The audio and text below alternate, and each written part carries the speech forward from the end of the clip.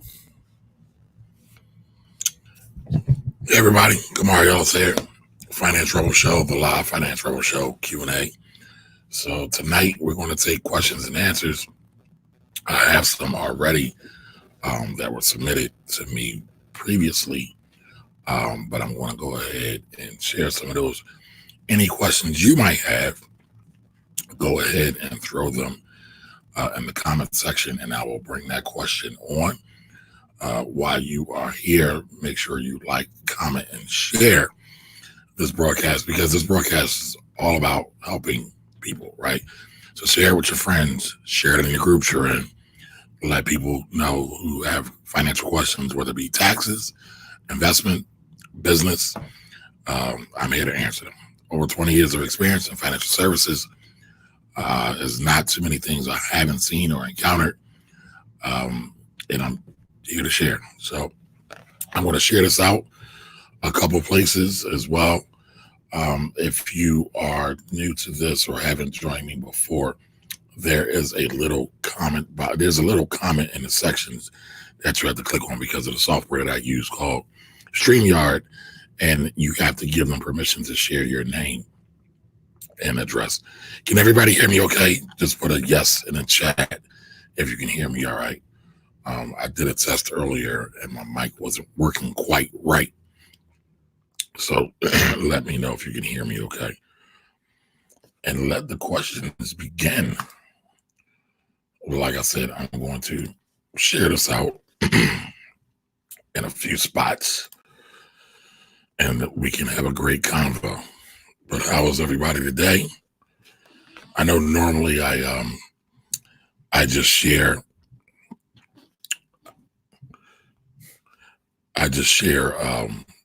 normally I just share, the video out.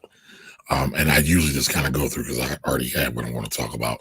And I don't get a whole lot of chance to really do a whole lot of interaction. But tonight, it's a little different. I wanted to interact. I actually love interacting with folks. Mr. Fields, Scott Fields. How are you, sir? Scott Fields is the creative business financier. So Scott can help people get all kind of financing for their businesses. I've seen he work some miracles for some folks who probably didn't deserve it, but he got them some money, and not the best of credit. But I'm not gonna give Scott a commercial because he got paid me for that, even though I just did give him a commercial. But what questions do you have? And Scott, I want to have you on so we could have a conversation about creative finance and what goes into it, and who can you help? Because people are always talking about they need money for their business. They don't know where to go. They don't have rich uncles and aunties, and so they're a little strapped.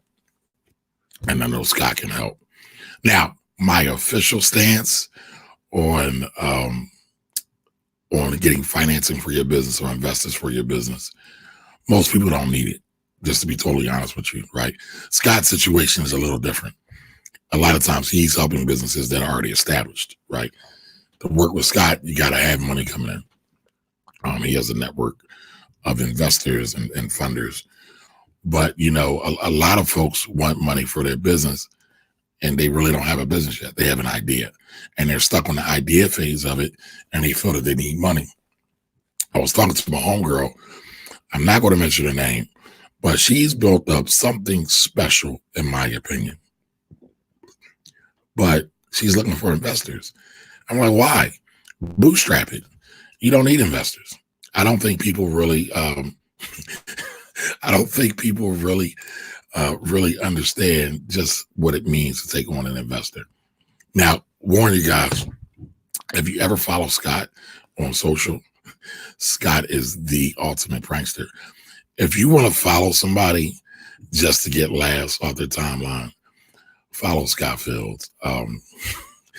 But if you are easily offended, don't follow Scott either. But if you just want to laugh, follow Scott. If you want to laugh, if you want to meet a guy who's got a great sense of humor and can get some money for your business, follow Scott. Like he said, he's looking for a sugar mama himself. So am I, but just don't tell my wife, all right? I might get kicked out. Hey, Lysandra, how you doing? Lysandra is one of my tax people. One of my tax favorites, actually. She does a show every day. I want to say 9:30 ish is her stance. Um, um, she talks a lot about tax. I know I talk a lot about tax too, but here I'm here to tell you, when I tell people I don't believe in any competition, I really don't. Lysandra's an EA, which is an enrolled agent. She can do taxes. She can help people get tax resolution for their businesses, which basically means negotiate lower debts for their business. Now, I've literally gotten business from my lives, so Lysandra might come and take some of my money, but I don't care because I know people will be in good hands. Ultimately, at the end of the day, that's what it's really about. That's what it's really about. So, who has questions? Tax questions, finance questions, business questions, investment questions. Who has taxes? And again, while you're at it, make sure you share out and like and comment. I think I messed up. 9 a.m. ish stuff happens. Well, listen, Lysandra, I've been going live every day. I don't know if you've been seeing me.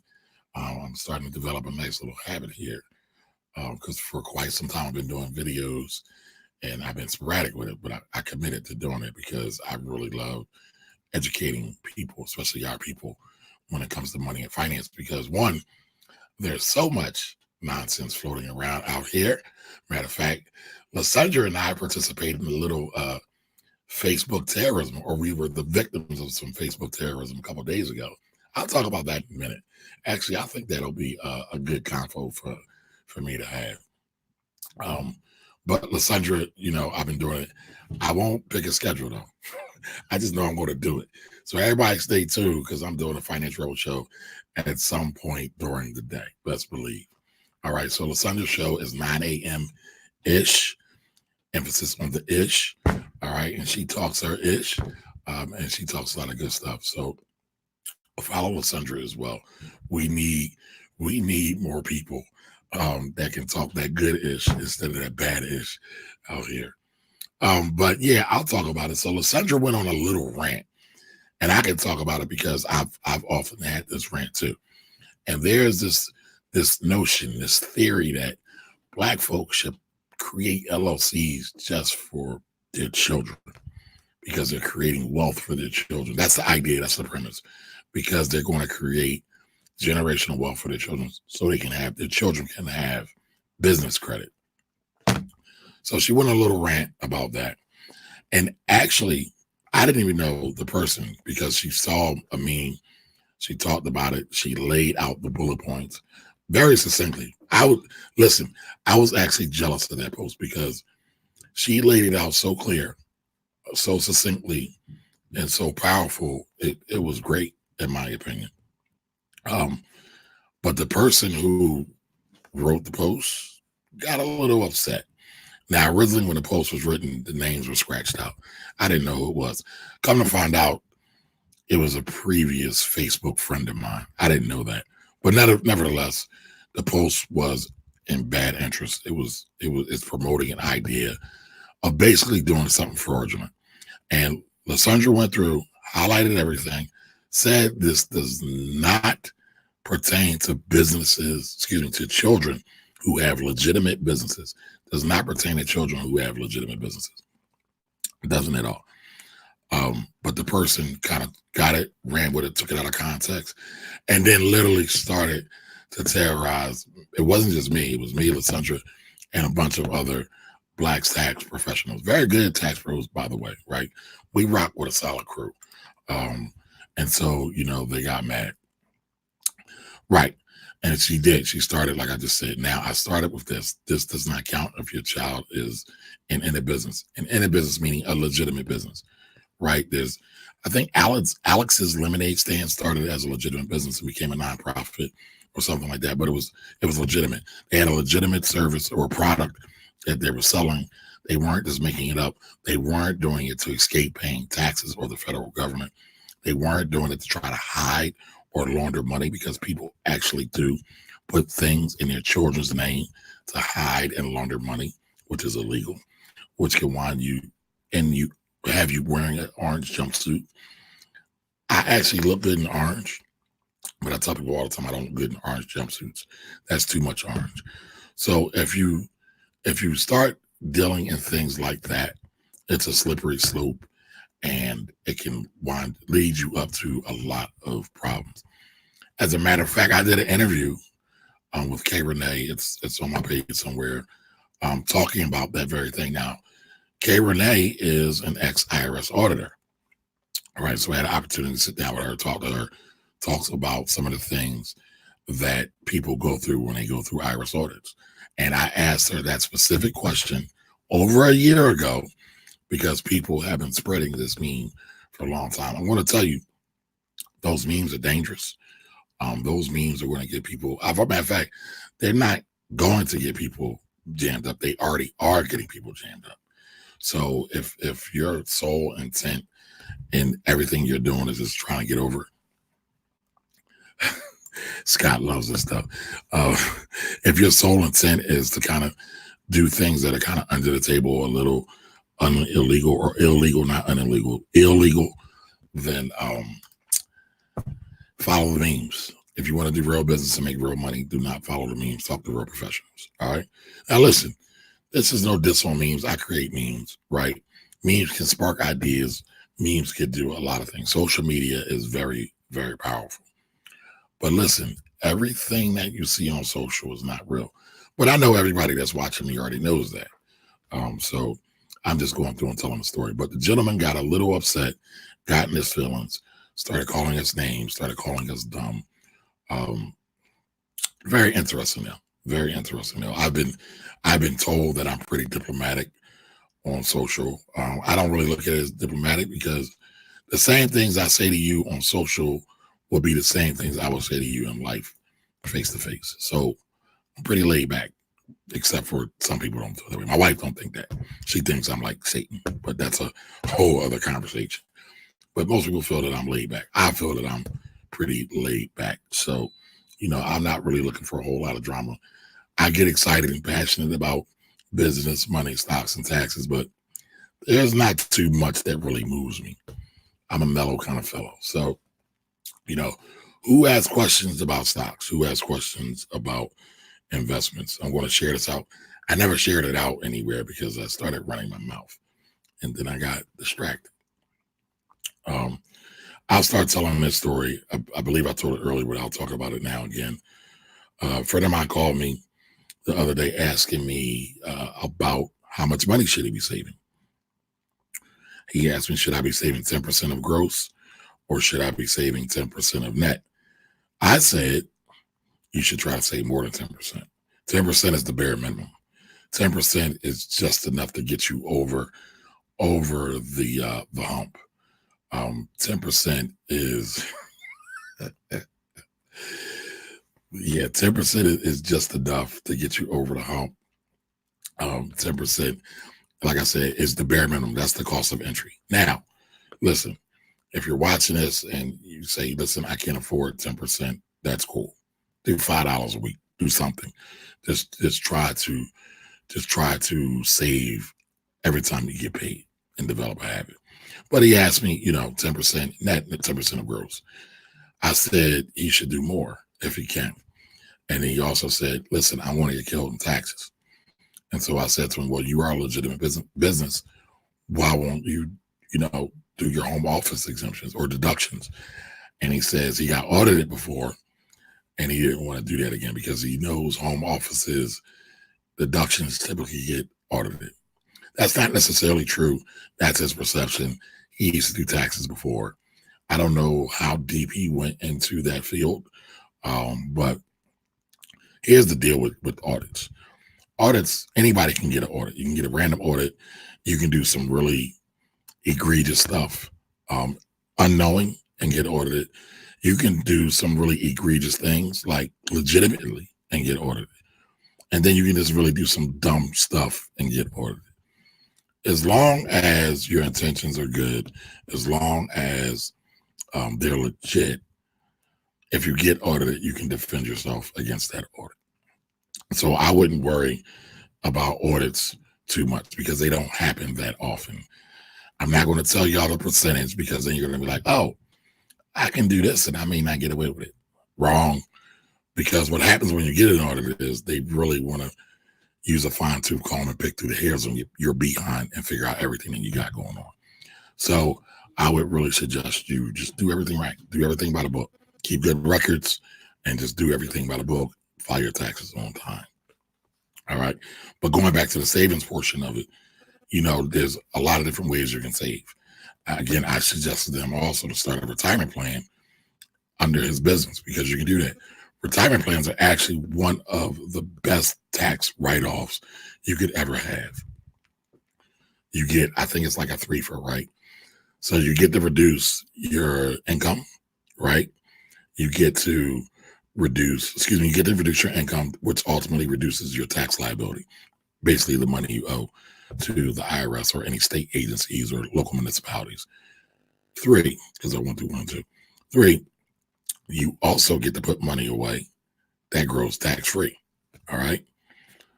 4, you get to invest in just about anything that you want to invest in.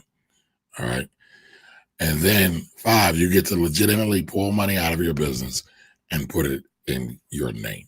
Right. One of the biggest issues for business owners over the years is they never really take money out of their business. And everything is in their business.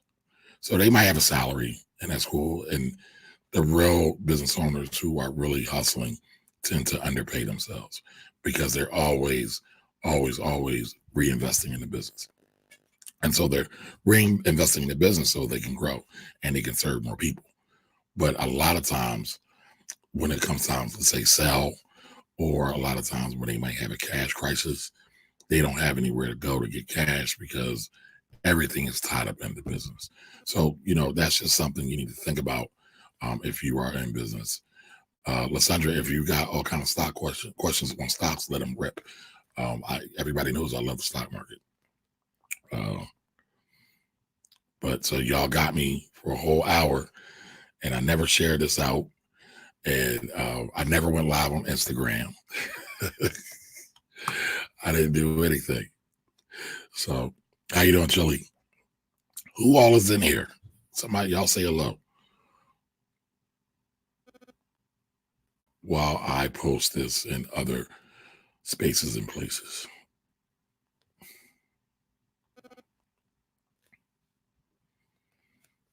Lysandra, where are your stock questions at?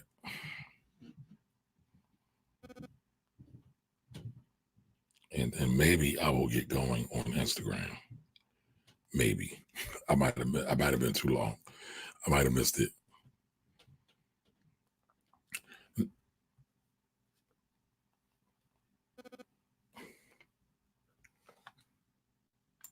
You're going to get kids. I'm still getting kids set up. Are there any starter stocks? You know what? That's a great question. I'm actually in the process of doing a video on some of the best stocks to buy kids for the holidays, right? So I always tell people, so what's up, Don? How you doing, Chili?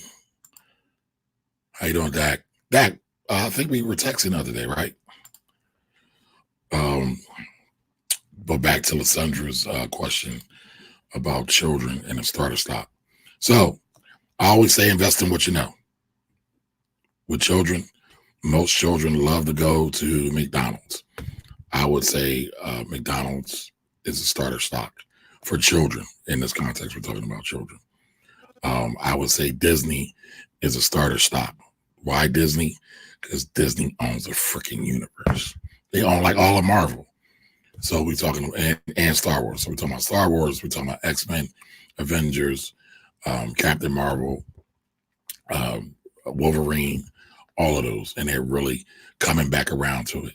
And actually, I'm glad you asked me that, right?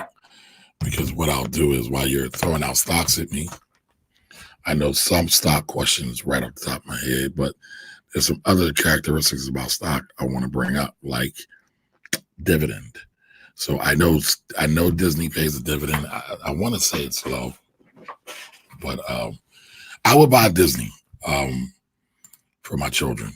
Also, I would also buy things that they like. So, for example, I brought my daughter Ulta.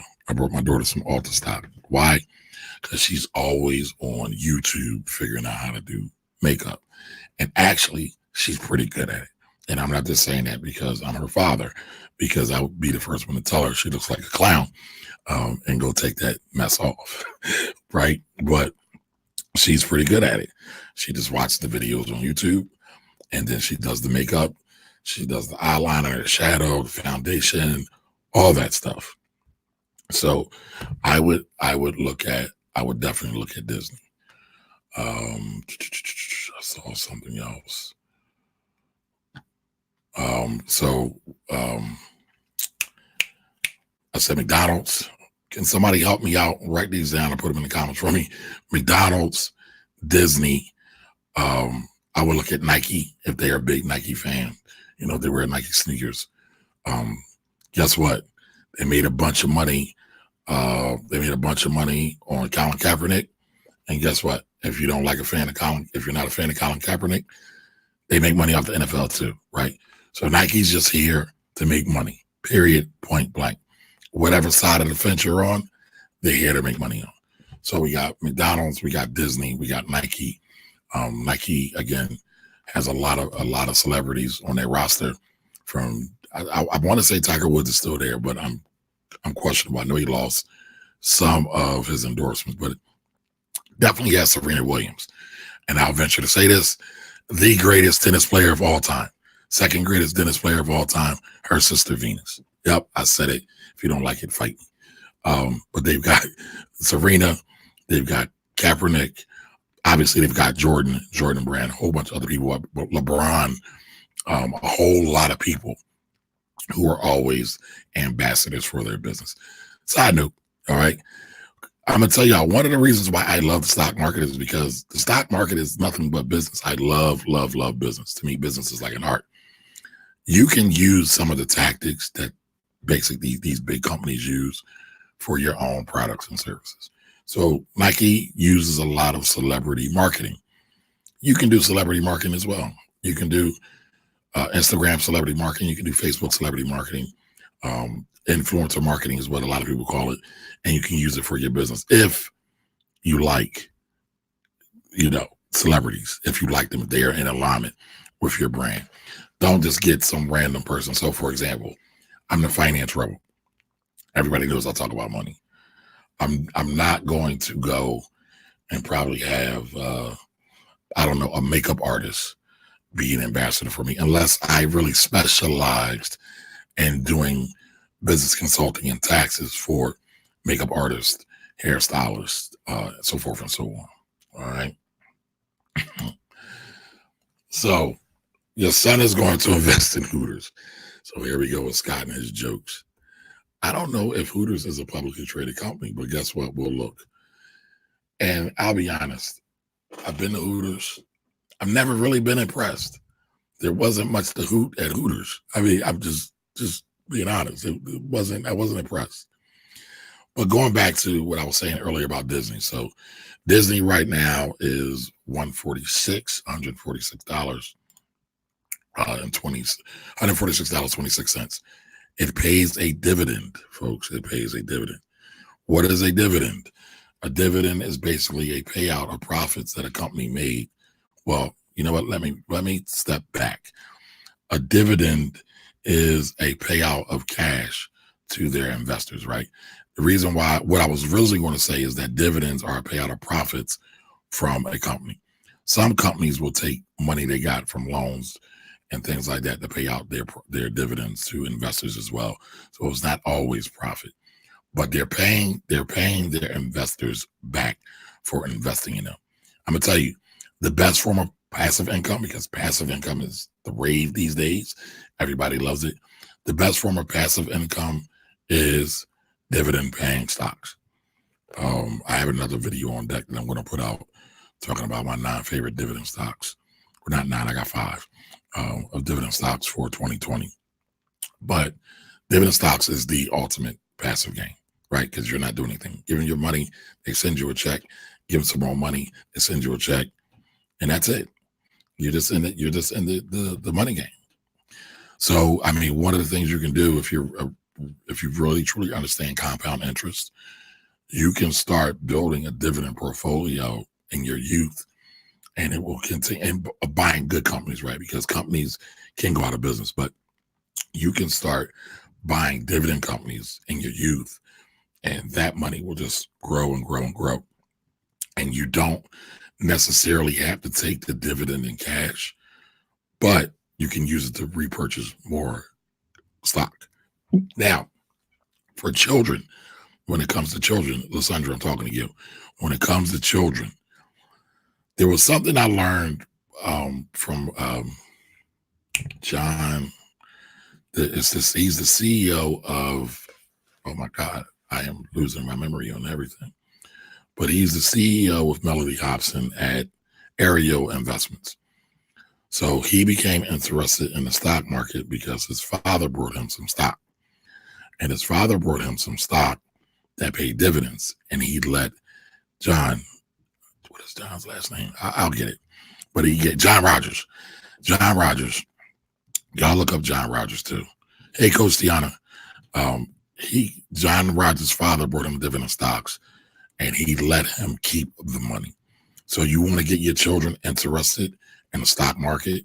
You want to get them interested in developing an investor mindset. I feel we all should have an investor mindset, right? Because if you're a good investor, you're going to become a good business person naturally because you're studying business. But you want to get them to grow their investing mindset and develop that. Buying some dividend stocks, let them keep the dividend. I haven't done that yet, but I'm going to do that. I wish I would have done it a long time ago, because then that just builds up the fascination, right? Because we live in a capitalistic society. Everybody is interested in money. Now, some people say capitalism is bad. I am a capitalist full and through, but listen, I am a conscious capitalist. Like, I don't invest in any prison stocks. I think prison stocks are evil. I think prison stocks are the children of the devil, and I wouldn't put my money into them because I already know that they do harm. They don't treat inmates properly. Inmates are still human beings, folks, right? They don't treat them properly, and they are in the business of pain, and I'm not for that. And you know what, guys? I still haven't gone live on Instagram. I probably will have to give that up. But let me at least share it to my group, which is the Finance Rebel Academy. If you are not in the Finance Rebel Academy, come join us. We talk about money every day in some way, shape, form, or fashion. All right. So, Lysandra, let me know if you like any of those. Tilly Davis asked about Microsoft. I think Microsoft is a great company. They do pay a dividend. And I'll be totally honest with you. For a long time, I thought Microsoft was going to blow. Now, this was in the early 2000s, and it just kind of stayed stagnant in like the 30s for a long, long time. And I'm like, man, they were never going to get going. But then when Bill Gates stepped down, Steve Ballmer took over, and Steve Ballmer grew the company. And then when Steve Ballmer stepped down, they had the new Indian CEO. I can't remember how to say his name, but he's done phenomenal. One of the things Microsoft is really big in is cloud services. A lot of people don't realize how big of a player in cloud services Microsoft is. So I think Microsoft could be a good play. Now, I want everybody to remember this. I'm not telling you to go buy anything, right? Buying an investment, buying any stock, please consult your tax and investment advisor. Past performance is not a guarantee of future results. Again, past performance is not a guarantee for future results. All right. So keep that in mind as we're talking. This is purely for educational and entertainment purposes only. I have to give these disclaimers so people don't try to sue me. I am not trying to tell you to go buy anything. I am, however, encouraging folks to look at the stock market and investments as a wealth creation tool and a wealth preservation tool. All right. So Microsoft is trading at $154.37. All right. Year to date. Whoa. So Microsoft started the year at 101.57. And y'all just heard what I said it was at, right? Did anybody catch that? 150, oh, it's $154.37. That's a big difference, right? That's a 50% increase. That's pretty impressive. Pretty impressive. So I don't know. Let's see. Does Microsoft pay a dividend? Microsoft indeed does pay a dividend. They pay a 1.32% dividend. So 1.32% in dividends. That's what they pay every year. It doesn't sound like a lot, but it adds up, because when you're holding a dividend stock, 9 times out of 10, right, you're going to get price appreciation, but you're going to get paid to hold it. So you're going to get paid to hold it throughout the entire lifespan. Now, I encourage all new investors, all new stock market investors, to be long-term investors. Don't try to be a trader. And I don't have a problem with trading. I can trade. I am not naturally a trader, though. I am naturally more of, I do swing trading when I trade. And there's a couple of different types of trades, right? You have day traders. You have day traders. You have swing traders. So day traders trade in and out, right? You have swing traders, and they can go anywhere from a few days to a few months, sometimes a year. And those are the kind of the two big ones. Some people dog buy and hold. I say buy and watch, because you should always know what's going on. Just figure out what are some of the more relevant things to your company that you're investing in, and how it makes money, and how it makes money, and what affects it, right? So, for example, let's talk about the bank. Let's talk about the banks. Banks make money off of lending people money. Now they make money off of charging people a bunch of fees, but the original premise is banks make money off of lending people money. So higher interest rates go, typically the more money they can make, because banks usually make money off of the spread. The money that they pay out to depositors, right, and their interest rates, if they have a savings account or a CD, they might pay them 1%, 2%. In this current environment, 1%, 2%. If they're doing a loan, it's usually going to be around a prime rate. I'm not sure what prime is now. I think it's like 5.5%, but I have to look. But if they're lending around prime, they're making that spread in between prime and what they're paying their customers. So that can be a lot of money, especially if you have a lot of money. That's part of the reason why banks yield so much power, right? Because they have everybody's money to kind of play with. So, that's one way to make money also, for banks. You need to understand that. You need to understand how interest rates are going to affect banking and banking profitability. So, you want to think about all those things. So again, think about this stuff. All right. So that was Microsoft. Chile had business leverage and marketing. So, Chile, were you talking about how companies get bigger? Okay, so Chile, you dominating. Where's everybody else at? All right, so Darden Foods. Darden, I think Darden owns Olive Garden, right? So a lot of these large franchise food chains are typically owned by like these big conglomerate companies. But yeah, if you go, again, following it's not even my philosophy, but following the philosophy of invest in what you know. If you go to Olive Garden a lot, if it's your favorite company or favorite restaurant to go to, invest in Olive Garden. Start to learn all about Olive Garden, learn about everything that goes on at Olive Garden, learn when they tend to make more money, when they tend to make less money, learn some of the cost associated with it. Like, so food can be funny. If you ever watch like chicken prices, like if we ever were to have a bird flu outbreak, you'll see prices go up on a lot of meats. I mean, you can see that just by going to the supermarket a lot of times, right? What happens is these restaurants are buying food from wholesale. Their prices are getting impacted. A lot of times they can't always pass the price increases to the customers. So they got to kind of eat it up so that their profits go down, right? You'll also see that a lot of times in airlines.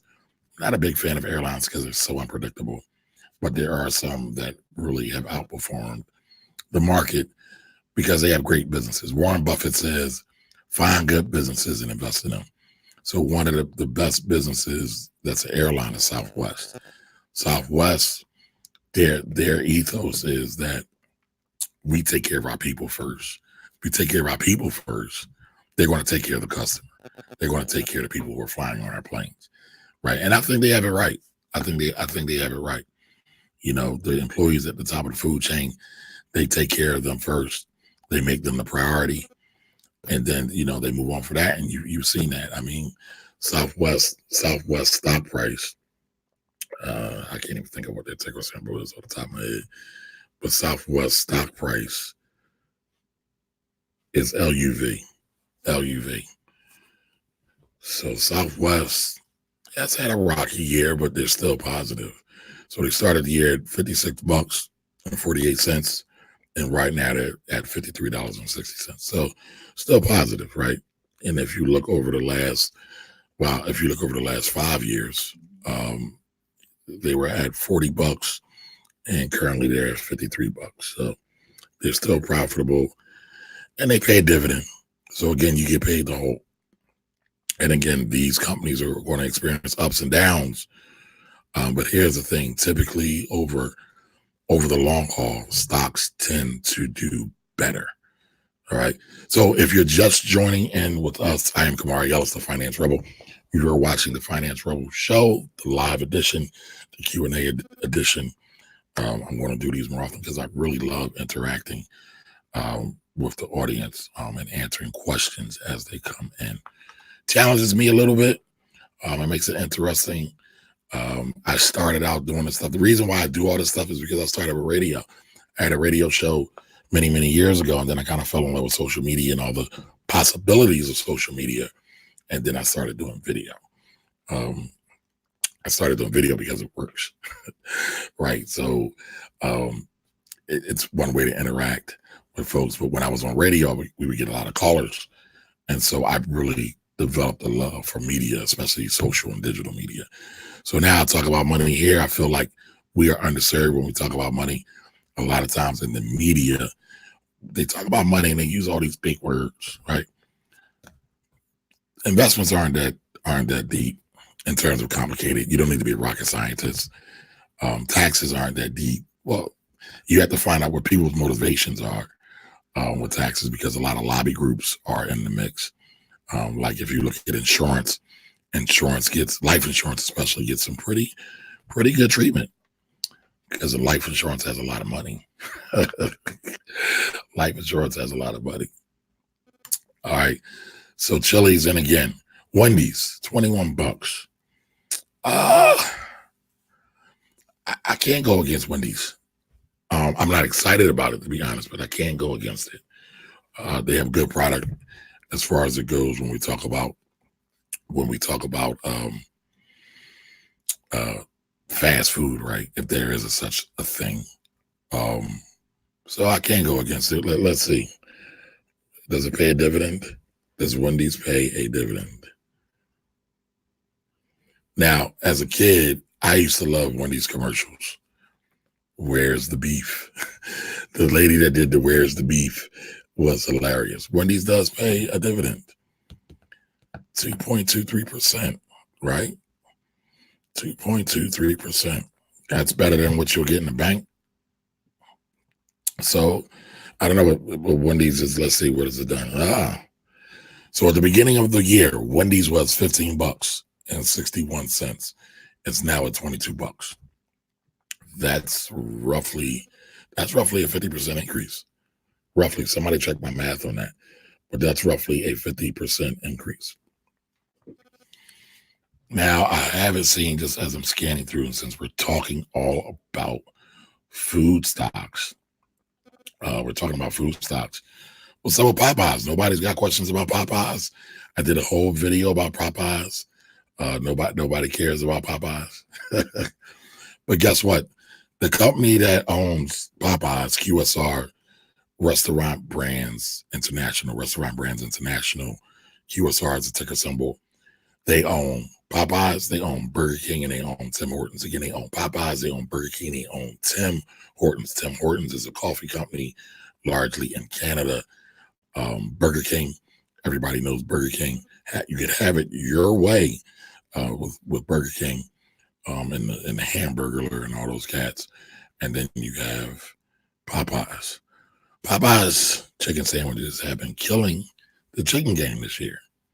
Now, I find Popeyes very interesting. I find QSR, Restaurant Brands International, very, very interesting. Now, before I get into that, make sure you share this out. Anybody that's interested in stock, anybody that's interested in taxes, I'm sure I'll get some tax questions before the night's out.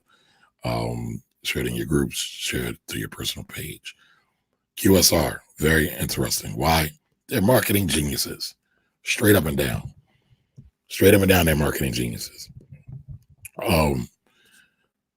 You can't really make an impact in business if you don't have good marketing. You can't really be super profitable in business unless you have great marketing.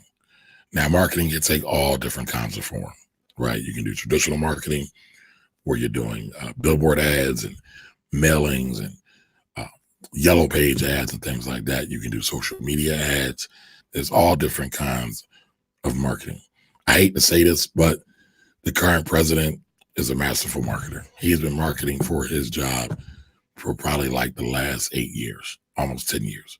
When he started doing the Obama birthday thing is when he really started to get on stage and let everybody know that he's getting political.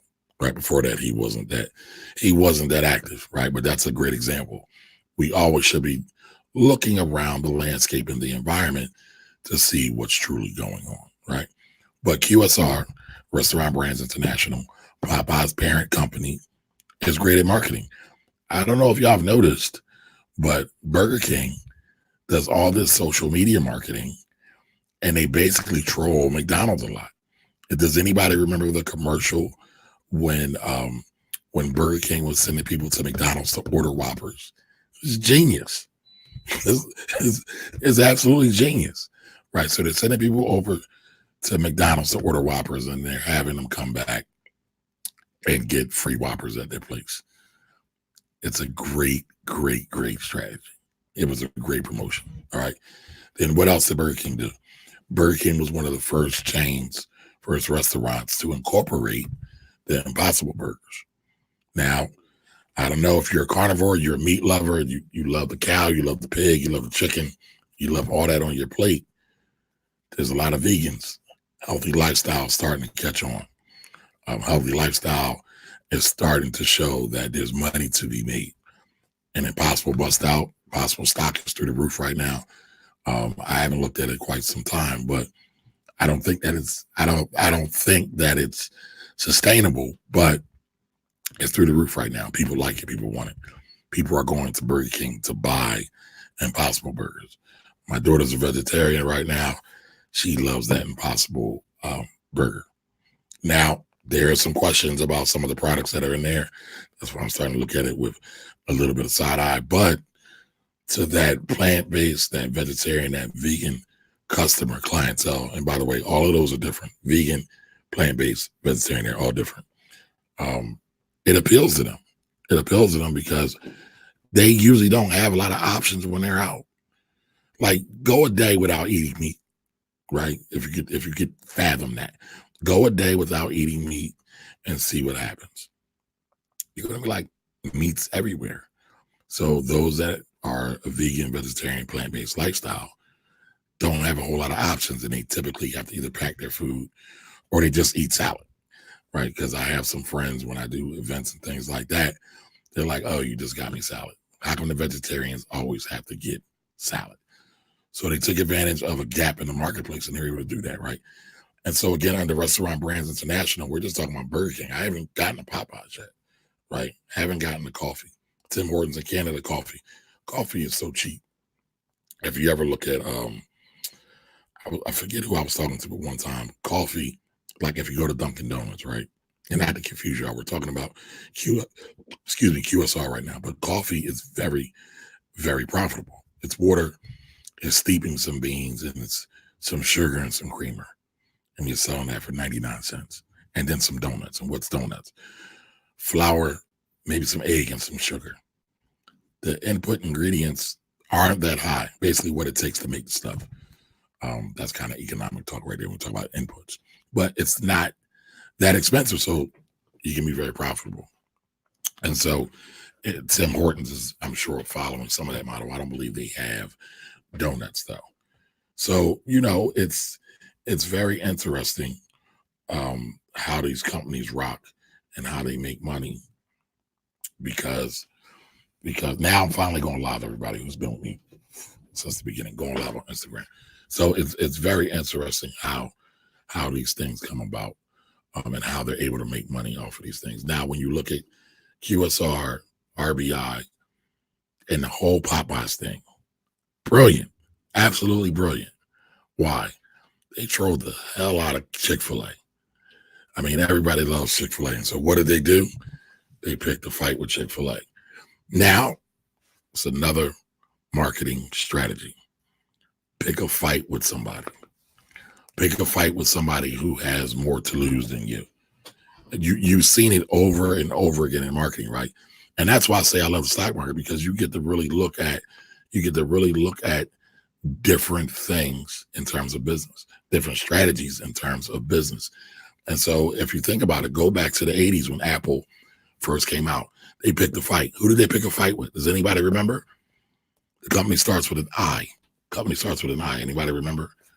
Chime in. IBM, International Businesses. So they picked a fight with international businesses, and they were able to do some work because they came in and they filled a niche in the marketplace. And so when you fill a niche in the marketplace, you kind of get to write the rules. You kind of get to dictate things.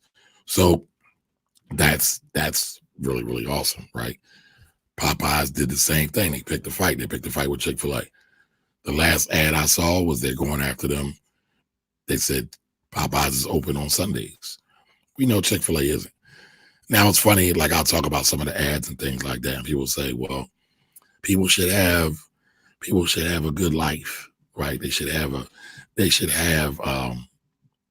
good quality of life. Their workers should have a good quality of life. I agree with that, but that's not what we're talking about right now, right? I've already said that I don't invest in prison stocks because I think they're evil. But if we're going to look at, I'll be honest with you, and I'm not promoting this, but I do want to talk about this. Prison stocks did something that's genius, evil, but they converted themselves mostly to REITs. What's a REIT? A real estate investment trust. And I'm not all over the place. I'm going somewhere with this. All right, so just follow along. So they converted themselves, the prisons, they converted themselves to real estate investment trust. Why? Because they have a lot of real estate. And what do REITs get? They get great tax benefits. They get great tax breaks. So I want to say, as long as they pay out 90% of their profit in dividends to their investors, they get to keep, or they get to get a major tax break, right? So that's what it did. So from a strategy perspective, it's great. So when you're an investor, you have to be able to kind of hold multiple thoughts in your mind at the same time when you are evaluating something. Chili, you did ask about Popeyes. You did ask about Popeyes. Excuse my bad English. So you have to be able to hold multiple thoughts in your mind at the same time, right? Now, again, I don't invest in private stocks. I don't encourage you to invest in private stocks. If there's anything, like I said, I'm not making any recommendations, but I would recommend everybody not to buy prison stocks because they're just flat out evil. They offer no value to the world, in my opinion. So again, Popeyes continuously picks these fights. And as a result of that, they get all this press, they get all this media. Some people are mad because a lot of Popeyes tend to be in underserved communities and oppressed communities, like Black communities, Latino communities. And we're seeing a lot of shenanigans that go on in those things. Been a lot of fights, right? But sadly, and again, we're holding two thoughts in the mind because we're talking about investments, right? They're getting press from this. They're getting press from all of this, right? And that makes it look like the chicken sandwich is like the best thing since slice of bread. It makes it look like it's the next coming of Christ. And so everybody's saying it, and it has this effect that says, I got to try it. I got to have it. Even if it's to say, I'm going to try to wait till the lines subside and die down, but I got to have this. And so it just adds to the hype. It's hype. So Popeyes has really been mastering hype. Um, Again, QSR, Restaurant Brands International. So I like QSR.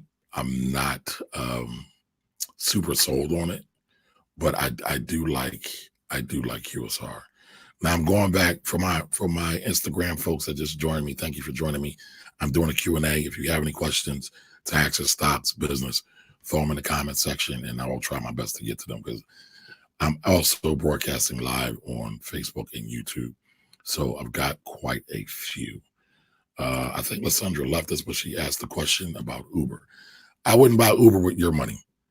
I don't think they have a big enough. They're still subsidizing a lot of their rides. They're still subsidizing a lot of their people in terms of getting on the platform. Even some of the drivers. I wouldn't bother with Uber. They're still not profitable. And Uber's been around for quite some time, right? So I am not really fascinated with Uber. I tell you what I do think Uber might have. I think Uber Freight could get some play, but I'm not, as a company overall about a stock, I am not excited about Uber one bit. So let's see what else we got. Visa. Chili asked me about Visa. I like Visa. Visa's not going anywhere.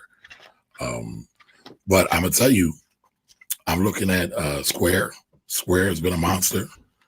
But before I get away from Visa, I do want to look at Visa. Visa is just V. The sticker symbol is just V. So I do like Visa. Visa is $184.90. Year to date, it is started at $131.94. So it's up roughly $53. So what is $53 divided by 130? I want to say that's like 30%. 40%. I was off. So Visa's up about 40%. That's great. Visa also pays a 0.65% dividend. So they don't even pay a 1% dividend. But Visa's been on fire for quite some time. Wow. Now I need to go back and look at this, but I'm looking here. It looks like Visa was $14 10 years ago. So somebody do the math with that. $14.13 10 years ago, and it's $184.90 today. That's a hell of a return. You're not getting that in the bank. You can get that just by putting your money up and walking away. You're really, again, when you buy stocks that pay dividend, and that's not even a real dividend stock, but it's growing. You're making money while you sleep. When you're buying good companies, right, you can really make money while you are sleeping, and you don't have to do anything. I always get asked the question about stock versus real estate, and I get kidded over this because people don't realize I used to be a portfolio. I was a portfolio, and I still am a portfolio manager, but I was also a property manager. So my dad was a property manager. I had to run his business for a little while. I had to take over his stuff. So we were managing about 50 units. So I probably got one of the worst tenant nightmares ever. All right. And one day, I don't know if I've ever told it online, but it's pretty crazy. Me and my dad were talking about that the other day. But there's always some work to do in real estate. Matter of fact, my mother-in-law just had a flood the other day. And the owner of her complex was literally out. Now, yeah, you can get a manager. Absolutely. You can get a property manager, but you're never going to be called out in the middle of the night when you own stock, especially good companies.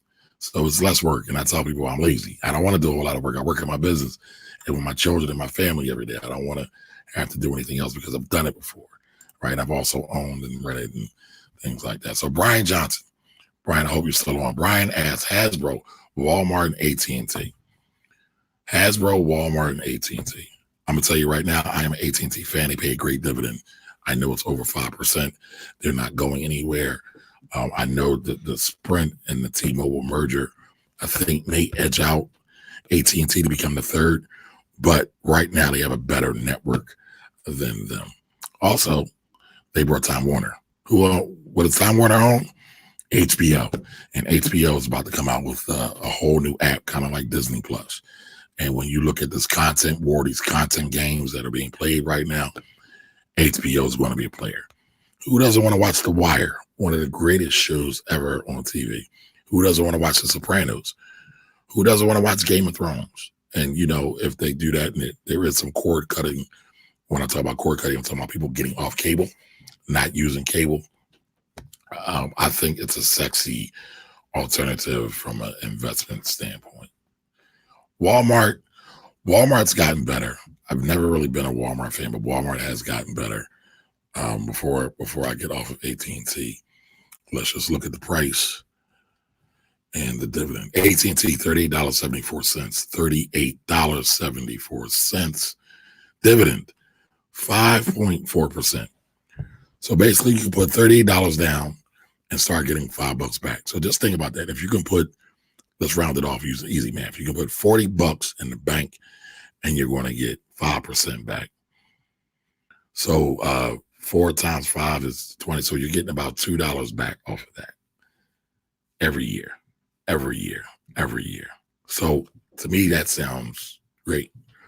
And again, we're talking about compounding, because the dividends are going to compound. Again, you can either get the cash or you can buy more stocks.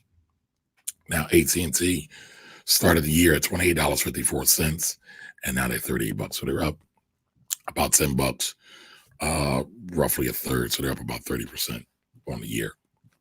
I think that's sexy. AT&T's got a lot of good products. They are going to have more competition when Sprint and I just said it, y'all. Sprint and T-Mobile complete their merger. They're definitely going to have more competition there, but AT&T is making so much money in other places. They also own DirecTV and many other things that I probably don't even know about. But I like AT&T. Again, it is not an endorsement. I'm not telling you to buy stocks. If you are just now joining us, my name is Kamari Ellis. I'm the Finance Rebel. You are watching the Finance Rebel live Q&A show. Please like, comment, and share. Also, share this information, share this live with other people who are interested in increasing their financial IQ. Listen, the better we are with our money, the better we can be with our families, the better we can be with our community as well. I'm going to deviate 1 minute because I did get a question earlier this week and I didn't answer it. The question was, do I believe that money is the biggest cause of divorce? All right, so let's put a period right there, right? And I'm going to put this up. Is money the biggest cause for divorce? What do y'all think? Chime in on the chat. Is money the biggest cause for divorce? What do y'all think? Give me a Y or an N. Y for yes, N for no. Is money the biggest cause for divorce?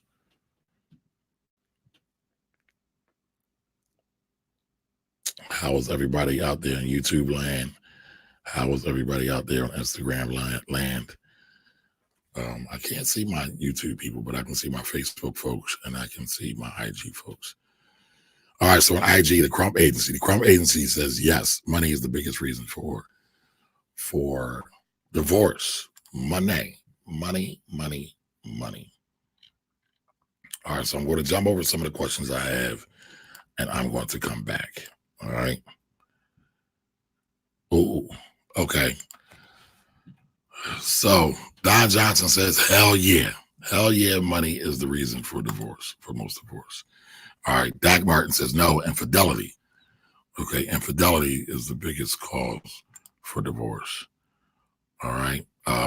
Shelley Davis says no, money partial cause, but really miscommunication, spouse is the big cause.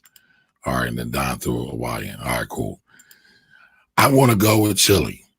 And I've been telling people this for years. Money is not the biggest root of, and this is my opinion, this is my observation for all the years of being in the business. Money is not the biggest cause for divorce. It's communication. It's communication. It's communication. It's communication. Why? Because clearly y'all have different values when it comes to divorce. Think about this. Jeff Bezos, the founder of Amazon, the richest man in the world right now, just got a divorce with his wife.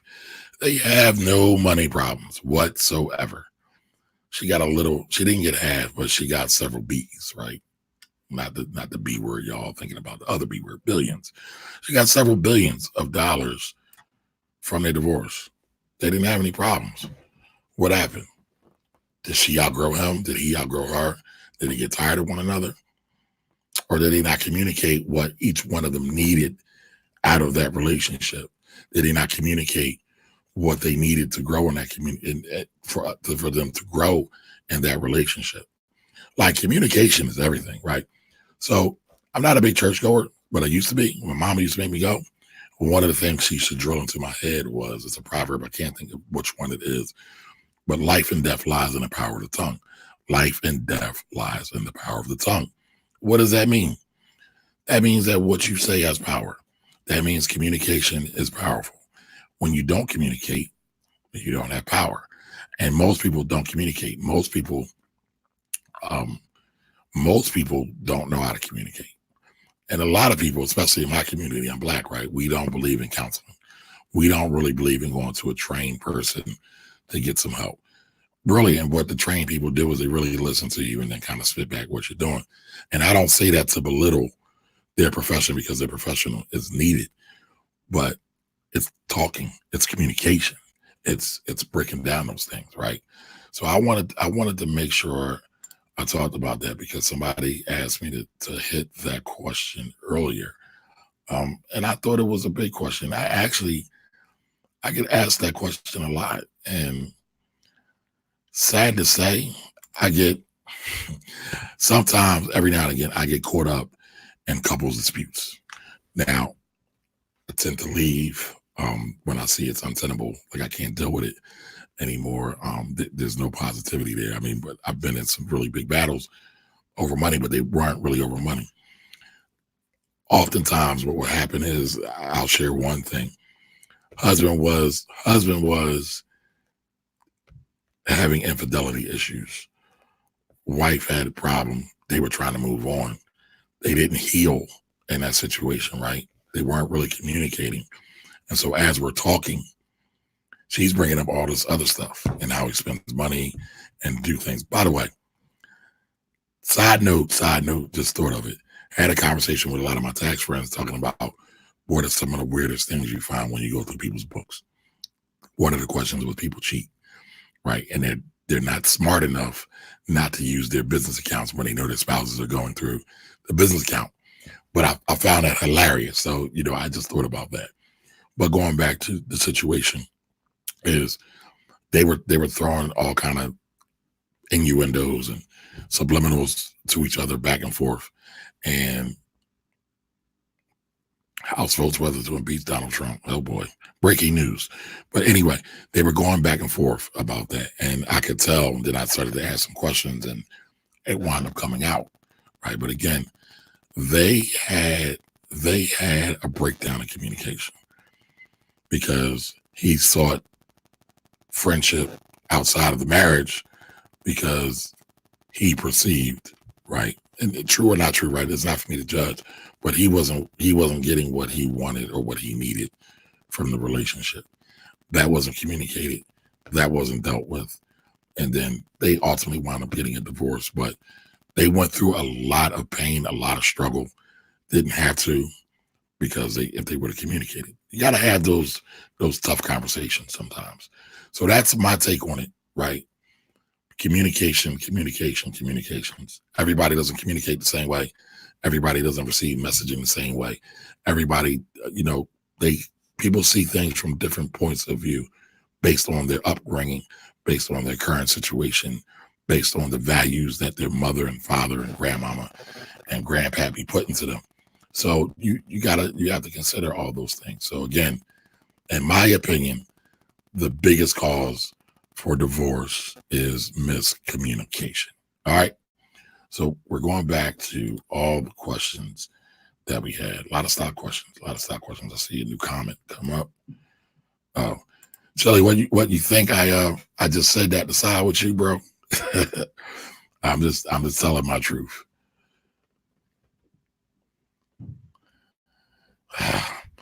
Okay, so y'all ain't want me to move on, so I gotta address that. So, Pangy Smokey, that's an interesting name. Is Pangy like a nickname? Tell me what that's about. Like, does it mean anything? So that's WP problems. WP stands for white people, and black homes is money. No, it's not. It absolutely is not, right? Because here's what happens: you have a conversation about money. Everybody's not on the same page. People have different values. People have different things. People have different goals, and they can't get aligned. They can't become, this is a Christian term, they can't become evenly yoked. And so then they miss out, right? Because if they both agree, let's just say, so we're talking about black people, right? So black income is about $35,000. It's about $35,000 a year versus white income is about $64,000. Now, on the surface, that may look really bad, and it is bad, right? But we're talking about, let's keep it in context. We're talking about what the problem is. So if you know you're only making $35,000 a year, you need to live a certain way, right? And that is spend less money than what you make. Spend less money than what you make. That's most people's problem. Most people spend more money than what they do make. That's why we have massive credit card problems. Now, that may mean you have to live in a less desirable neighborhood. That may mean you have to take the bus to work instead of buying a car. But if they would have agreed on that in advance, they'd be smooth sailing, right? So they never got the time to really develop their core values as a couple. Now, being married for quite some time, get old, right? Two truly have to become one. That doesn't mean one person loses their individuality or loses their mind, but y'all got to be on the same page, right? Doesn't make sense if same book, same paragraph, same chapter, but you're not on the same page. You're not in alignment. How do you get in alignment? Money. I'm going into your point. Communication. Communication is how you get into alignment. And if you don't know how to communicate, you need to seek help, right? I mean, mental health is really real. A lot of people really are dealing with mental health. And if you don't have the capacity to deal with your mental health issues, it's a losing proposition, right? But it's still communication. Are there other factors? Yeah. But if you can't navigate and communicate to get on the same wavelength, it's still back to communication, right? Y'all not communicating. And even if you can't reconcile the problem, you can at least have a conversation or communication, right? Conversation is anything. Mouth to mouth, face to face, eyeball to eyeball, belly to belly, text messages, emailing, sending smoke signals, writing love letters. I don't care what it is, it's still communication. You're still communicating your feelings. If you can't do that, then you're never going to get in alignment. So to me, communication or lack thereof is the basis of why we have such a high rate of divorce. Things like 50%, right? All right, so enough about divorce. Before you get, but I will say this: the most important decision you're going to like if you're still seriously trying to get your money on, and you're seriously trying to make money, the biggest decision you're going to make that will impact your money is your spouse or your mate, your partner, whatever you want, whatever it's called these days with young folk. Spouse, partner, mate, whatever. You have to pick one that's compatible with you. How do you find out if they're compatible with you? You got to talk to them. Ladies, don't pick a man just because he looks good and he's 6'4", 240 pounds, and looks good in gray sweatpants, right? Fellas, don't pick a lady who's got all the right measurements like a Coke bottle, but she don't share your same core values. It's a losing proposition every time. Losing proposition every time. All right, so we're getting back to the stocks now. All right. So I'm trying to get through all of these. All right, I shout out Coach Tiana. By the way, Coach Tiana is like the LinkedIn master. If anybody eats up with LinkedIn. Coach Tiana actually teaches the people at LinkedIn how to do LinkedIn. That's how boss she is. That's how dope she is. All right. So I don't know if she's still on, but shout outs to you, sis. Going through the questions. Glenmore. Is Glenmore a stock? I've never heard of Glenmore. Sounds like a paint stock if it was a stock. I'm going to look that up real quick.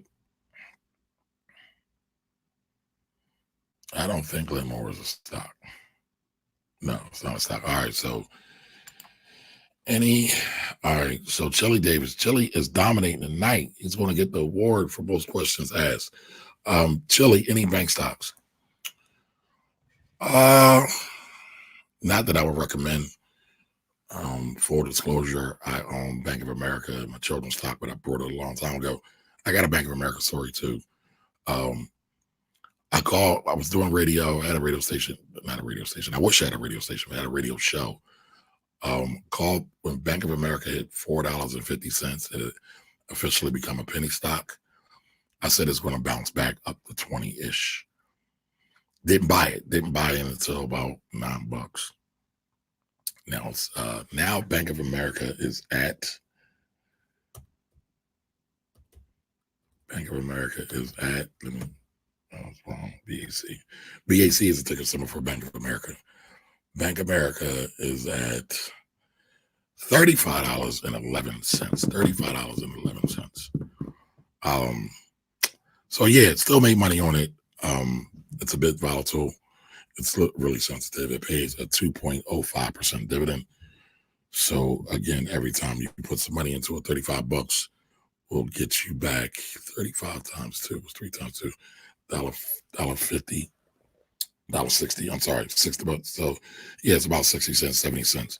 So you'll get 70 cents every year on every share that you own on that. But again, it's making money in its sleep, and it's also increasing in value over time. So you kind of get a twofer. Right? That's what you want.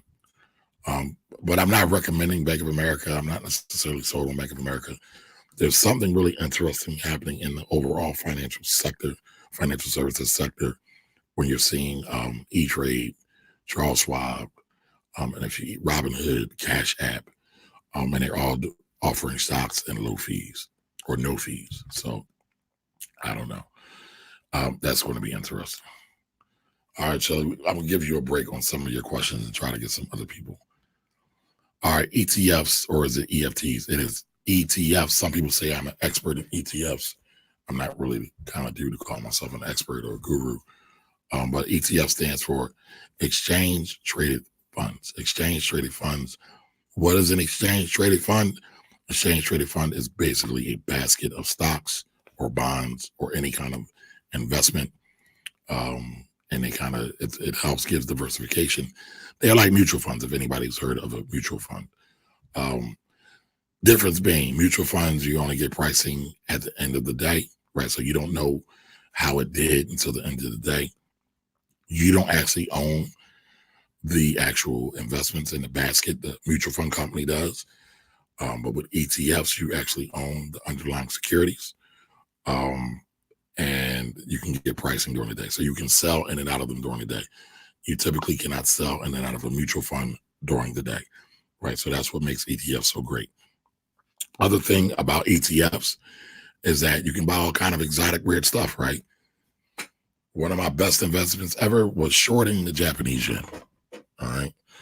I don't want to get into the complexities of Forex because I think that gets a little complex, especially with the yen, because it moves adversely to the dollar. But I made a lot of money. But you can buy currency, right? Japanese yen, European euro, GBP, which is the British pound, or the sterling, right? Which is the same thing. You can buy the Australian dollar, the Canadian dollar, what they call a loonie. You can buy all these things with ETFs, all right? And that's pretty cool. That's just the currencies. Also with ETFs, you can buy gold, oil, cattle, other commodities. You can really use ETFs to really diversify your portfolio. But be careful. A lot of times they will throw ETFs and with what they call um, uh, ETPs or exchange traded products. So or exchange traded notes. I'm sorry, ETNs. They all call them ETPs, exchange traded products, but you want ETFs. And so the ETNs or the exchange traded notes is the stuff that they do, and they really get funky. They do the leverage stuff. So like you can buy an ETF that moves 2 times the amount of a stock or the index, like the S&P 500. But when it falls, it really throws everything out of whack, and you can lose a lot of money. And those, I tell people to avoid ETNs at all costs. ETFs are great. ETFs are divine. ETNs are the devil. Leave them alone. All right. And if you guys have any questions about anything I said, if it got too technical, feel free, reach out to me, inbox me. You could also text me. I've been giving out my text number and having conversations with folks, right? So you can always text me at 484-278-1357, 484-278-1357. And if you want to talk about investments and stocks and just money overall, join the Finance Rebel Academy over on Facebook. Finance Rebel Academy over on Facebook. All right. What's up, Biz Architect? Talking to some of my IG folks. All right. So going back to some of the comments and the questions, I know we still got a lot to get through. I said I was only going to be on here until 8. It's already 8:24, but it's all good. I could literally talk about this stuff all day long, as long as I got some water. And I brought some water just for this occasion.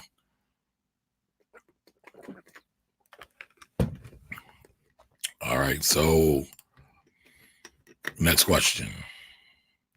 Chili, you got another question in, man? You're killing the game, but I appreciate you. I really do, because I'm sure you're asking questions that people have, but everybody doesn't like to ask questions a lot of times. So it's all good, bro. Fire away. Tools like Acorn, Robinhood, and I'm guessing it's TD Ameritrade. Acorn's cool. It's like a fancy way to save money, right? You get to round your money up. Basically what they do is, let's say you go to McDonald's and you buy something for $19.05, $19.05. They'll take the 95 cents and they'll put it into a savings account for you. All right. Breaking news. House hits vote threshold to process and go forward with impeachment of the current president. All right. If anybody cares. But okay. So Acorn, again, buy something for $19.05. The 95 cents goes into a stock account for you. And what they do is they have you invest into like a mutual fund ETF. It's cool. It's great as a savings account. You can control if you are aggressive with the funds or if you are kind of conservative or you're kind of like moderate, right? So conservative is you don't want to lose any money. You're not trying to find the sexiest, hottest thing that's out in the market. You just want a slow, steady grind. Moderate, right? Moderate is, you're kind of in the middle. You don't want to be doing super slow. You don't want to go super fast. You just kind of want to just ride along on the highway on cruise control.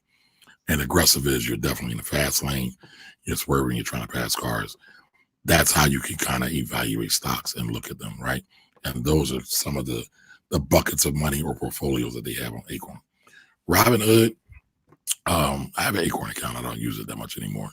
Robinhood, I have a Robinhood account as well. It's pretty good. No fees on Robinhood, right?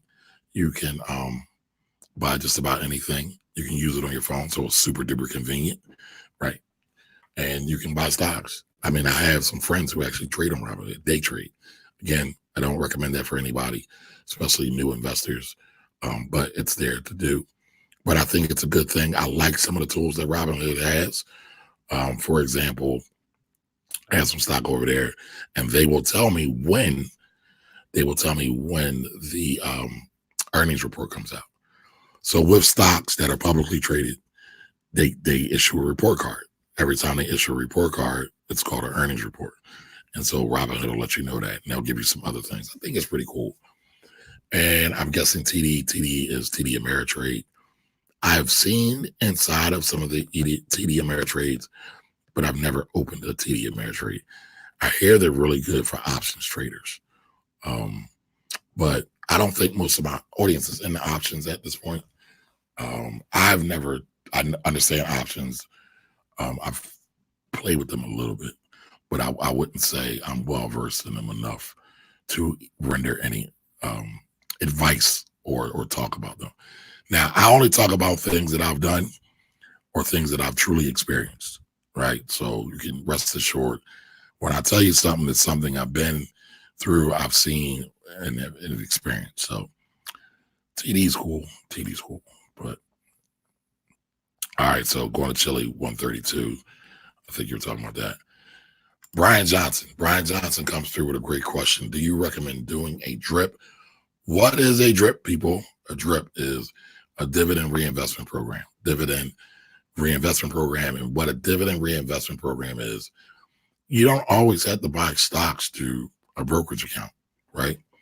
You can literally go directly to a company and buy stocks. So DRIP, DIRIP, dividend reinvestment program. Sorry. And it's basically you can buy stocks directly from them, and then you can take the dividends and reinvest them into those stocks and continue to buy. And that's when compounding comes into place, right? So yeah, I love them. I think now with the no fees though, that's going to run a lot of competition. And when I say no fees, there's no fees on Cash App. There's no fees on Robinhood. There's no fees on Ameritrade. There's no fees on Charles Schwab. I mean, we're really getting into a war, and I believe they're doing that because they're trying to gobble up market share. They're trying to get as many customers as possible. And then I expect that's when they'll increase rates again, increase fees again, potentially, right? All right, so Chile agrees on long-term investments. Way to learn first, right? Way to learn first. Get your base. Then you can start experimenting and doing some other things. Sometimes let's see people try to jump into trading, but they don't understand the markets. You got to understand the markets. You got to.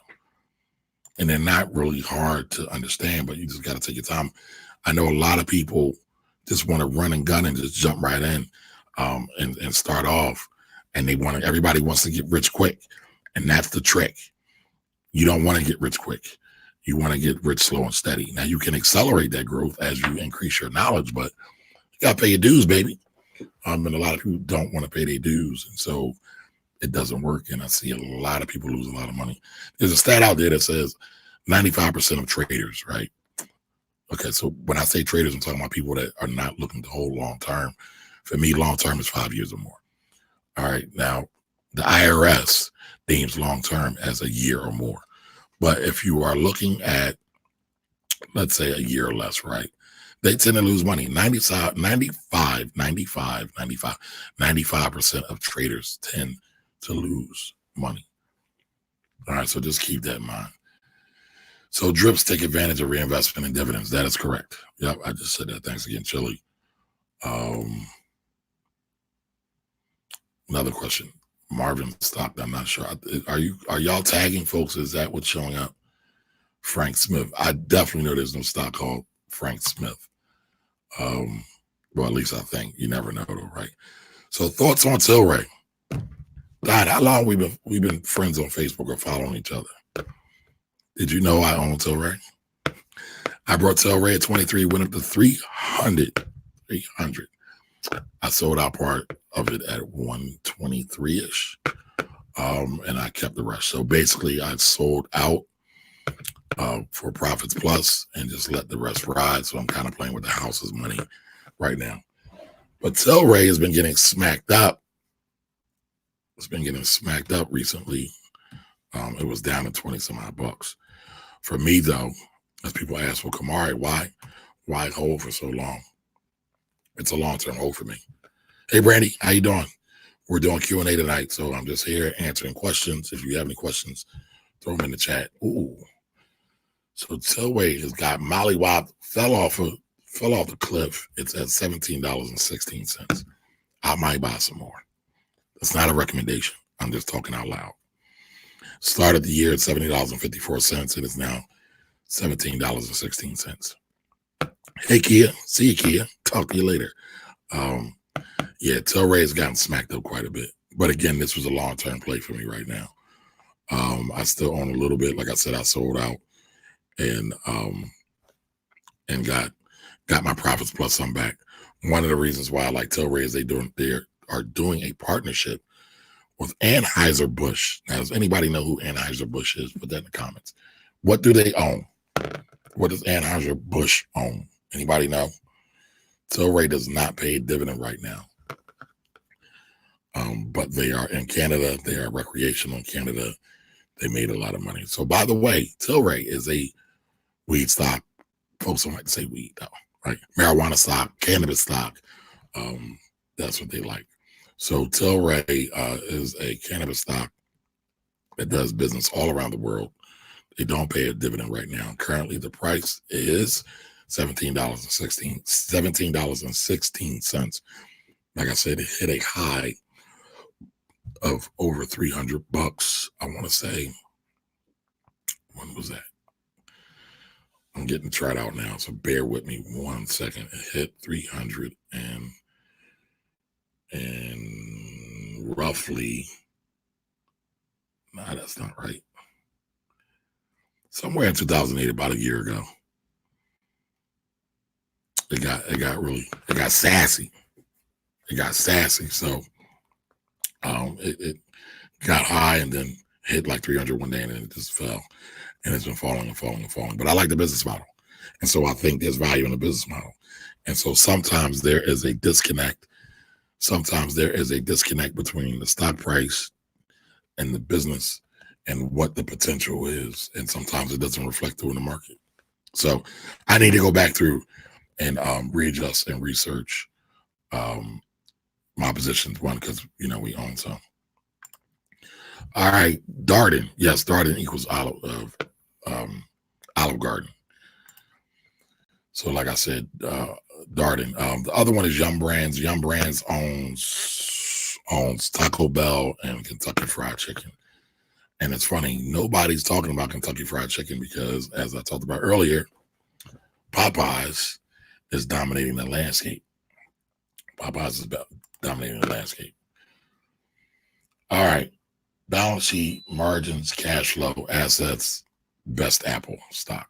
Chili, I'm not actually sure. Are you asking what a balance sheet is? Are you asking what margins are? Are you asking what cash flow is? Are you asking me what assets are? And you said best Apple stock. I like Apple stock. I got an Apple stock story too. Back in the 90s, back in the late 90s, early 2000s, I bought Apple at around 23.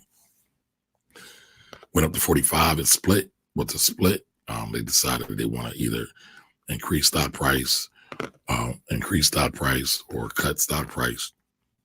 And then they do a couple of different things. Sometimes they'll do a reverse split. Sometimes they will take off the amount of stocks that are out in the market. And so they decided to add more stock into the market. So I got a 2-for-1. So I got 2 stocks for every one that I had. The price dropped down. Again, I got it at 23, split at 45, went back down to about 20ish, ran back up to 40ish. So I got more stock and I wound up selling it. So I don't own Apple anymore. You will think I'm pissed about that. I'm not. I'm a little salty, but at the time I was in school, I was a single parent. Actually, I don't like the term single parent. Let's say I was the custodial parent, right? I was the custodial parent going to school, and I sold it because I wanted my son to stay in Catholic school. So that was that. But all right, Chili, I didn't see you respond to my question, but I'm not totally sure about what that question is. Mr. Parker, how are you, sir? Going through.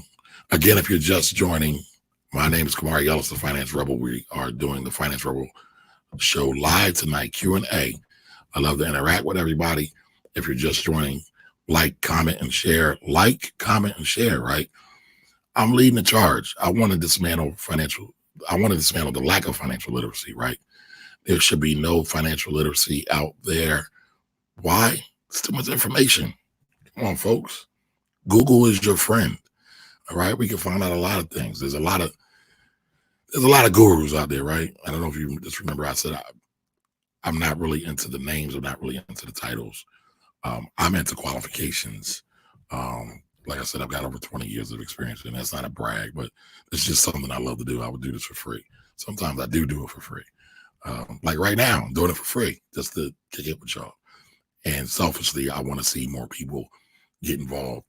Today, I saw a young lady on my IG feed. By the way, I got a whole bunch of followers today. I don't know why on my IG feed, but she said she watched my Cash App video on YouTube, and she said she bought her first stock. That gave me so much joy. You have no idea. That gave me so much joy.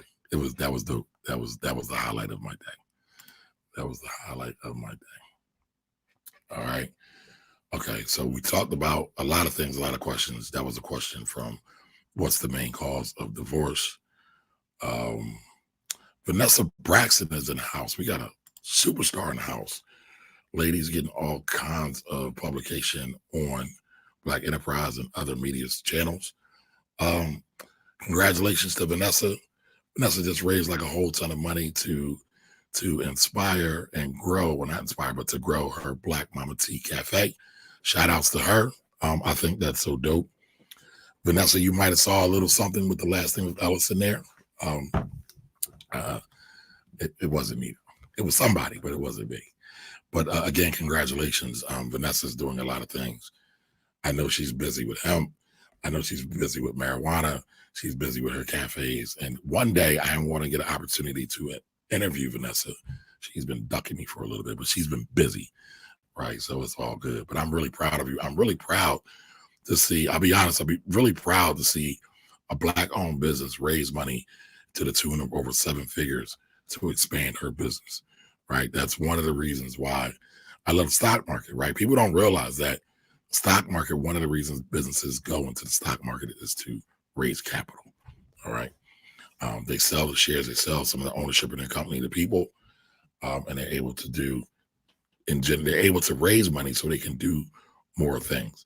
I don't know if anybody's been following WeWorks, the WeWork story. Basically, they do the office shares with people, and they share office space, but they gave it like this crazy valuation. But the CEO, the founder, was doing all this crazy stuff. And they got money from SoftBank, which is out of Japan, which is like super duper uber rich. And they were going to go IPO. And IPO is an initial public offering. And that's when you get to go to the big league, right? But it was a hoax. So sadly, if you check my track record and my resume, I do not like IPOs. Not on the first day, not for individual investors, right? So all I talk about for the most part is individual investors, especially new individual investors. So when you see me talking about things, it's from that vantage point. I'm talking about the newbies. I'm talking about the individuals. I do not like IPOs. I do not like individual, I don't like initial public offerings. Why? So here's a little trick, boys and girls. When I worked in institutional, because like I said, I was a portfolio manager, helped to make many decisions on billions and billions of dollars. Guess who got all the IPOs first? Guess who got to buy all the IPOs first? All the big banks and all the big investment houses on Wall Street. Who gets to buy them last? Me and you, the little folks who just go to work every day, who have family and kids, don't have a whole lot, but are trying to take, 15 cents and turn it into $1. And so I'm really fighting to protect you all. All right. So like I said, check out Vanessa Braxton, Black Mama Cafe. And she's talking about same as Citibank during the financial. Okay, right. Yes. So she's talking about Citibank got mollywopped during the financial crisis also. All right.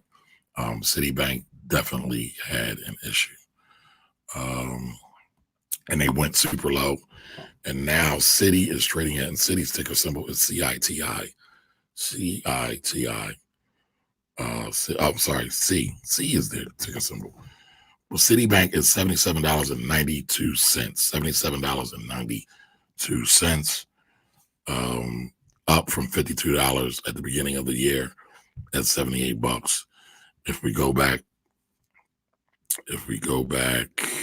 let's see, what date is that? I'm looking on my screen here.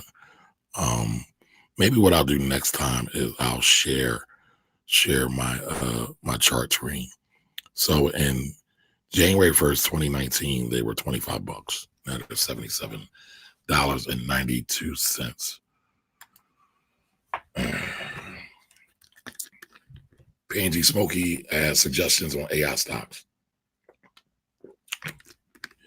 IBM is really big in that space. When you look at those Watson commercials, again, this is not a recommendation, but AI. IBM is really big in the AI space. Actually, so is Google. Google's really big in the AI space. I'm trying to think who else is really big in the AI space. There's plenty of them. I'll do a review of AI stocks or AI centric stocks, and I'll come back with that. Actually, let me write that down, because if I don't write that down, I will forget. Once you get up to a certain age, you can't keep everything upstairs in the noggin. You got to put it down somewhere. So I'm going to write that down in the book where I keep all my show ideas at. And I'm going to write down AI stocks. All right. Suggested real estate ETFs. You can't go wrong with anything from Vanguard. Vanguard has some of the lowest price ETFs on the market. Vanguard is like a $2 or $3 trillion company. On any given day, they're the biggest investment companies out there. Let me see what let me give you a ticker symbol. Again, this is not a suggestion. Past performance is not a guarantee for future results. All right.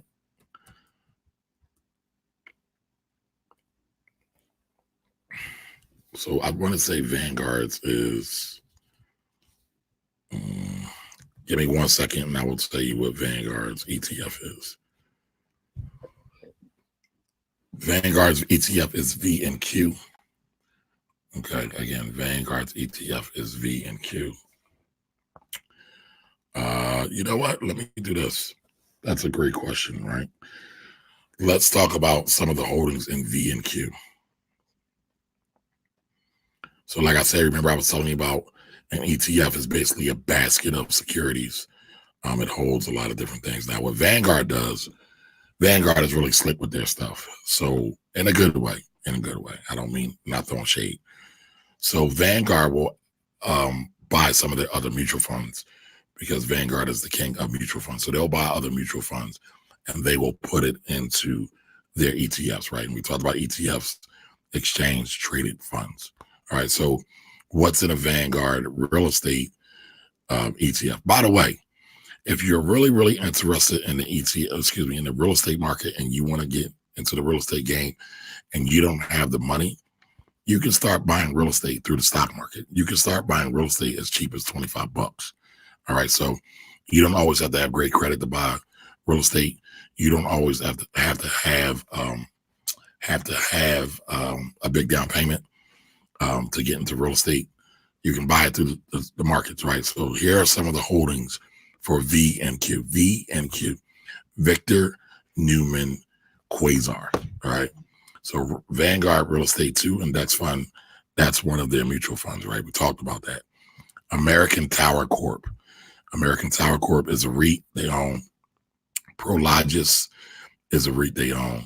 Crown Castle International Corp. I think Crown Castle is in Philly. I'm not sure though. Equinox.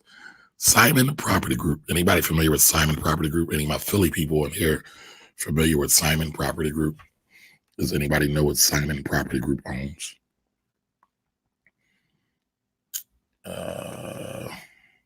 Let me see here. I want to say Simon used to own or still owns the King of Prussia Mall. Now, if anybody follows like malls, there's two big malls in America that everybody talks about. They talk about King of Prussia and they talk about the Mall of America, which is in Minnesota. Now, before there was always this competition of which mall was bigger. Was it King of Prussia or was it Mall of America? Now, technically, King of Prussia has always been bigger, but Mall of America, I think, might have had bigger stores or more stores.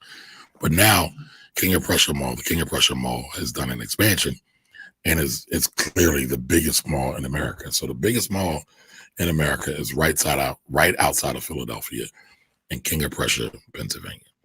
So when you get a chance, go out there. But listen, I'm not giving them no commercial because they don't need no commercials. They got plenty of money, right? We need to get ours. So Simon Property Group, right? Well Tower, Public Storage. I'm pretty sure a lot of you, if you're on the East Coast, have seen Public Storage, the big orange and white signs. So you can buy into those, right? So you can buy into a storage facility by buying into an ETF. All right, Equity Residential and Avalon Bay communities. So that's what's in the Vanguard. That's what's in the Vanguard ETF. And let's see how well the Vanguard ETF has done this year. I'm pretty sure it has billions of dollars under management. So the Vanguard ETF is $90.27. Vanguard ETF has had a 27.88 return year to date. All right. And the Vanguard ETF pays a 3% dividend. Pays a 3% dividend. That's pretty impressive. That's pretty impressive. Let's see. Now this is interesting. So over the last 10 years, Vanguard hit a low of 23.89, and now it's 90.27. So about 10 years ago, it was 23.89, and it is now $90.27. All right. So that is, I'm sorry, I had the wrong one up. So that one is the suggested real estate ETF. Again, I'm not recommending that. I'm just giving you information. This show is all for education and entertainment purposes. Yes, Don, you are correct.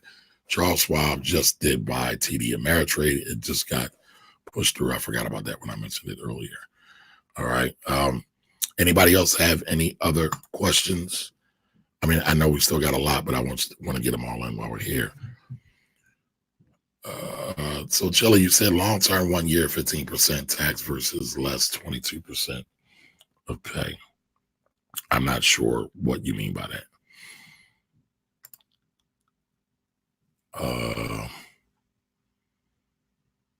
Yes, V and Q. V and Q. Thank you for posting that.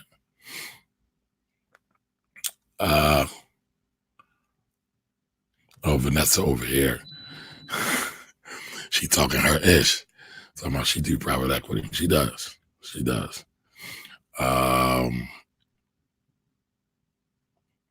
Vanessa, I only give shout outs to those who are worthy. So you are more than worthy. I love what you're doing. And Vanessa does a lot of education. So Vanessa gets to go some places that I used to get to go. I don't go as much anymore, and probably even a little bit higher.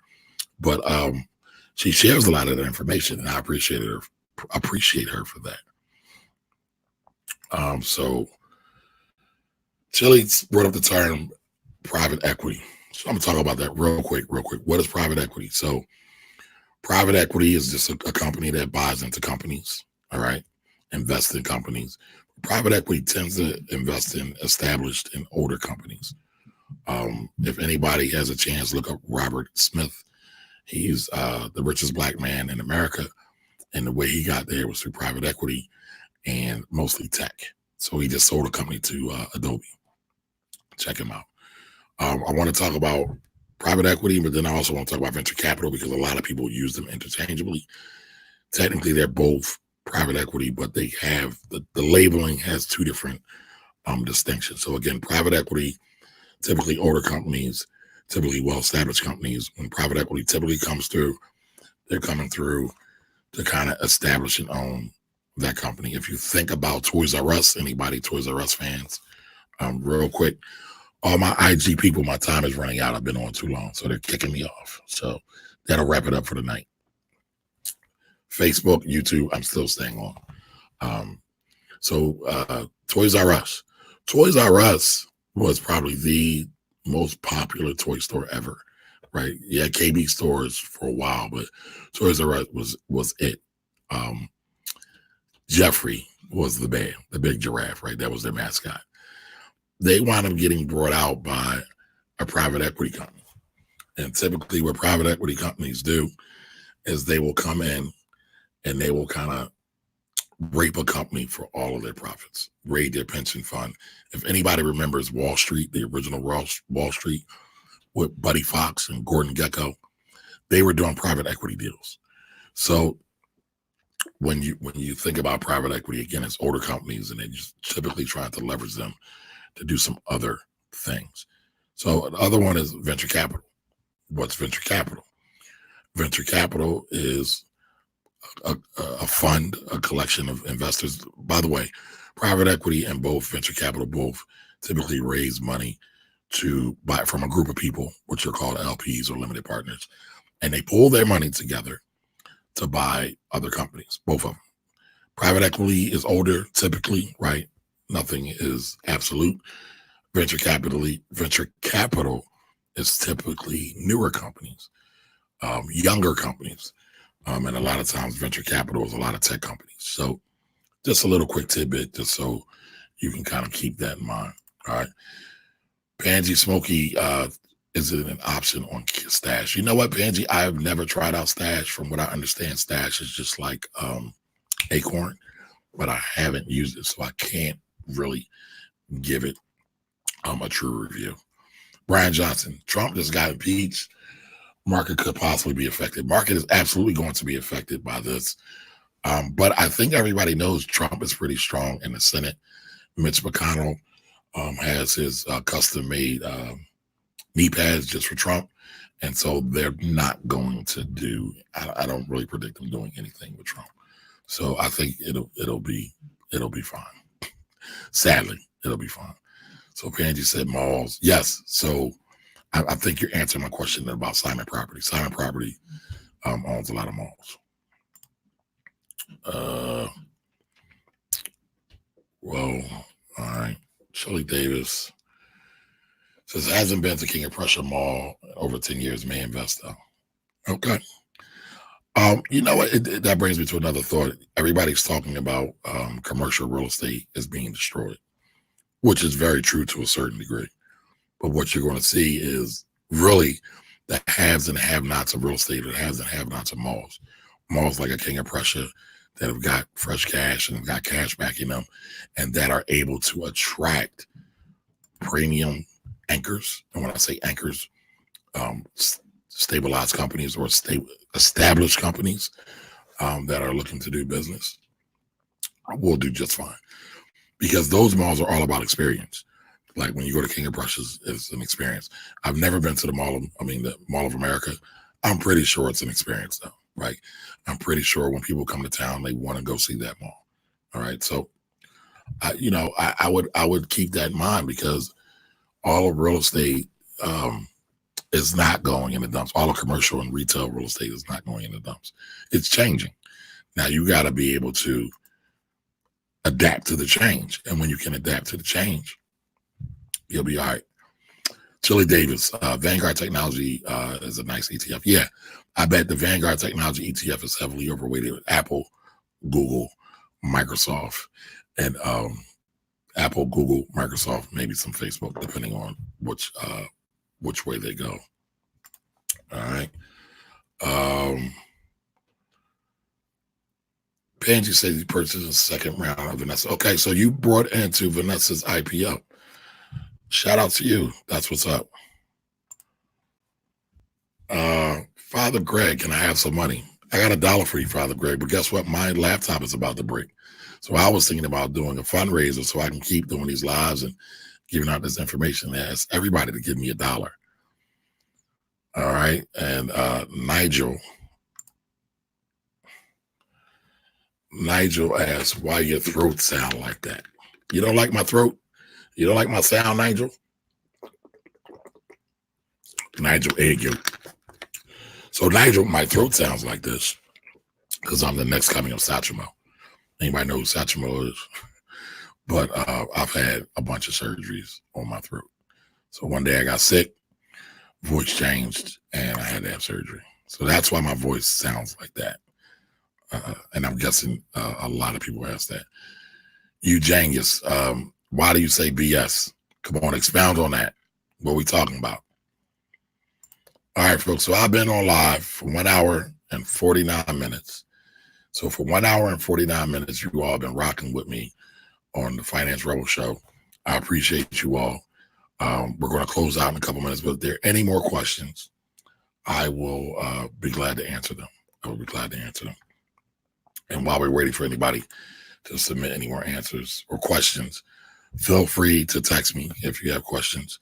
Feel free, again, to text me if you have any more questions, curious about things, about tax, about business, about investments. I am a nerd through all of this.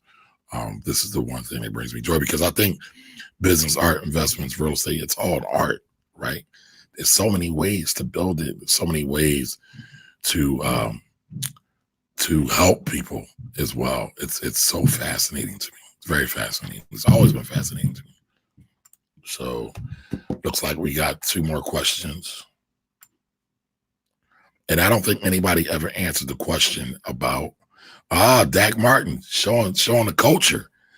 I like that, showing the culture. So if anybody doesn't know who Satchmo is Louis Armstrong, one of the most successful jazz musicians ever.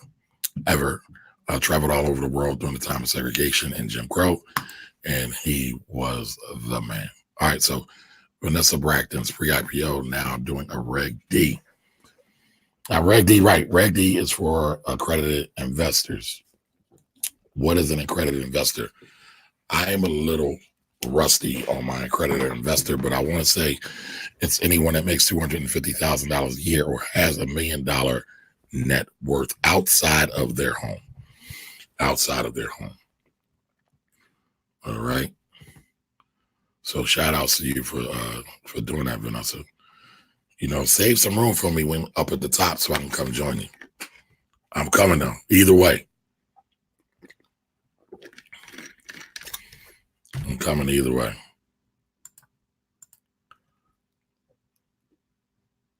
Cheryl Lester Phillips, appreciate you being here. Again, anybody have any questions, feel free. Again, hit me up, 484-278-1357. Also, if you want to join a group of like-minded people who are talking about money all the time, join the Finance Rebel Academy. We talk about money every day. There's articles in there. I do some special lives in there just for the group. So come on and join us and have a good old time. All right. You know what? It says the Finance Rebel group is actually the Finance Rebel Academy. Finance Rebel Academy. All right. Last take for questions, because I have not had dinner yet. And I got some projects to do with some clients. And so I'm going to have to get off very, very soon, because I got to work a little bit more tonight. All right. But again, if you have any questions,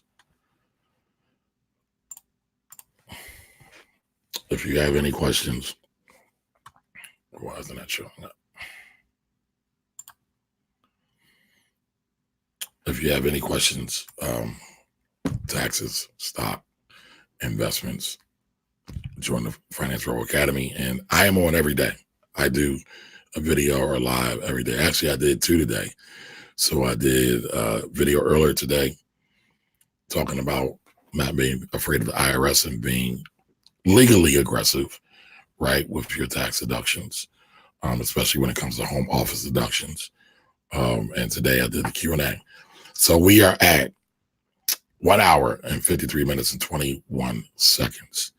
All right. So again, anybody else have any other questions before I log off? Got one more.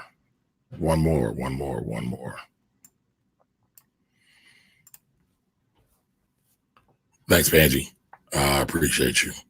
I believe you are over on my YouTube feed. Let me know if you're on my YouTube feed. I'm interested, because every day I broadcast live to Facebook and YouTube, and I do Instagram intermittently. I probably should start showing a bit more love to my IG people, because I think I have more connections on Instagram than I have anywhere else. Instagram is a whole other beast. It's a whole other community. But this was good. I plan on doing these at least once a week till the end of the year. And then we'll see how they go after that. But listen, let everybody know, next Wednesday, 7 p.m. to 8 p.m., the Finance Rebel Show live. The Finance Rebel live, we'll be answering questions, maybe asking some questions. But listen, we're looking to increase the financial IQ of people everywhere. I'm Kamari Ellis, and this is the Finance Rebel Show. Again, here to increase financial IQ. I will see you the next time we do a live Q&A show, which will be next Wednesday at 7 p.m. I'm getting tired, y'all. All right, so at 7 p.m. So I will see you all later. Have a great and wonderful evening.